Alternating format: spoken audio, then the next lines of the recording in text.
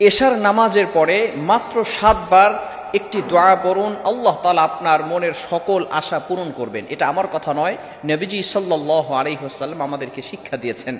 অনেকেই বলেন যে সকল আশা আল্লাহ তাআলা কিভাবে পূরণ করবেন, ভালো করে মনে রাখেন এটা অনেক সময় সাহাবায়ে কেরাম জিজ্ঞেস করতেন এবং নবীজি সাল্লাল্লাহু আলাইহি সাল্লামের উত্তর দিতেন। অনেক সময় সাহাবায়ে কেরাম বলতেন, ইয়া রাসূলুল্লাহ, ইয়া হাবিবাল্লাহ, আপনি আল্লাহর কাছে দোয়া করেন আল্লাহ তাআলা যেন আমাকে সম্পদের মালিক বানিয়ে দেন, আল্লাহ তাআলা যেন আমাকে একটু সচ্ছলতা দান করেন। এটা অনেক সময় সাহাবায়ে কেরাম বলতেন এবং নবীজি সাল্লাল্লাহু আলাইহি সাল্লাম এমন কিছু আমল শিক্ষা দিতেন। অনেক সময় অনেক সাহাবী বলতেন, ইয়া রাসূলুল্লাহ, আমি পেরেশানি তো আছি, আমার মাথার উপরে ঋণের বোঝা, ইয়া রাসূলুল্লাহ আপনি একটু দোয়া করে দেন, অথবা আপনি এমন কিছু আমল আমাদেরকে শিক্ষা দিয়ে দেন যার কারণে আমি আল্লাহ তাআলা এমন কিছু আমাকে বরকত দান করেন যার কারণে আমি পেরেশানিত হতে মুক্ত থাকতে পারি এবং ঋণের বোঝা থেকে দূরে থাকতে পারি। এভাবে রাসূলুল্লাহ সাল্লাল্লাহু আলাইহি ওয়াসাল্লাম বিভিন্ন সময় কিছু আমল আমাদেরকে বলে দিতেন।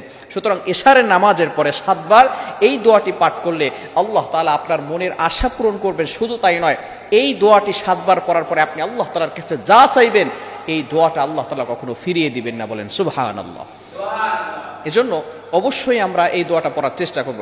নবীজি সাল্লাল্লাহু আলাইহি ওয়াসাল্লাম সকাল সন্ধ্যার কিছু আমল করতেন। ফজরের নামাজের পরে আমল করতেন, মাগরিবের নামাজের পরে আমল করতেন, ইশারের নামাজের পরেও তিনি আমল করতেন। সুতরাং ইশারের নামাজের পরে আমরাও এই আমলটা 7 বার করে পড়া আজকে থেকে শুরু করে দিব।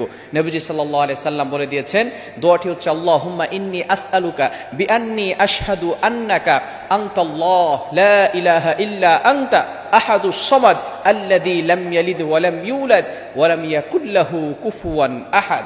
এখানে আমরা সূরা ইখলাস পাঠ করি, সূরা ইখলাসের শেষের কিছু অংশ এখানে অ্যাড করে দেওয়া হয়েছে।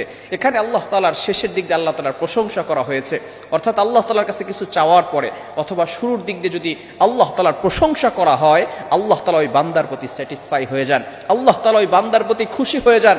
আমরা প্রতিনিয়ত যে কাজগুলো করছি আল্লাহ তাআলাকে স্যাটিসফাই করার জন্য করছি, আল্লাহ তাআলাকে সন্তুষ্ট করার জন্য করছি।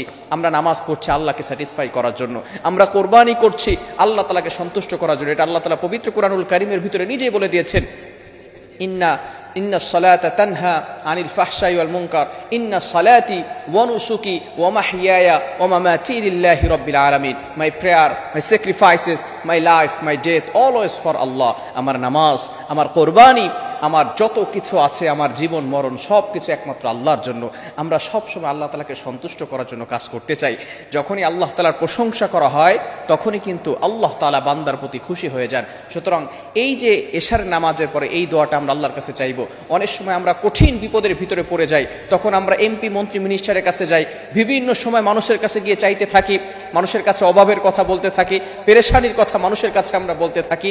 আপনি আপনার পেরেশানির কথা, আপনার কষ্টের কথা, আপনার দুঃখের কথা আপনি আল্লাহর কাছে বলেন। দেখবেন আল্লাহ তাআলার উপর থেকে যখন ফয়সালা আসবে, যখন আল্লাহ তাআলার পক্ষ থেকে ফয়সালা আসবে, তখন কিন্তু কেউ আপনাকে বিপদে ফেলতে পারবে না। মনে রাখবেন, যদি আল্লাহ তাআলা দেয় তখন কখনো শেষ হয় না, আর যদি মানুষ দেয় শেষ হয়ে যায়, আল্লাহ দিলে কখনো শেষ হয় না। এজন্য আসুন, নবী সাল্লাল্লাহু আলাইহি সাল্লাম আমাদেরকে যে দোয়াগুলো শিক্ষা দিয়েছেন আমরাও সেই দোয়াগুলো পরিপূর্ণভাবে আদায় করার চেষ্টা করব।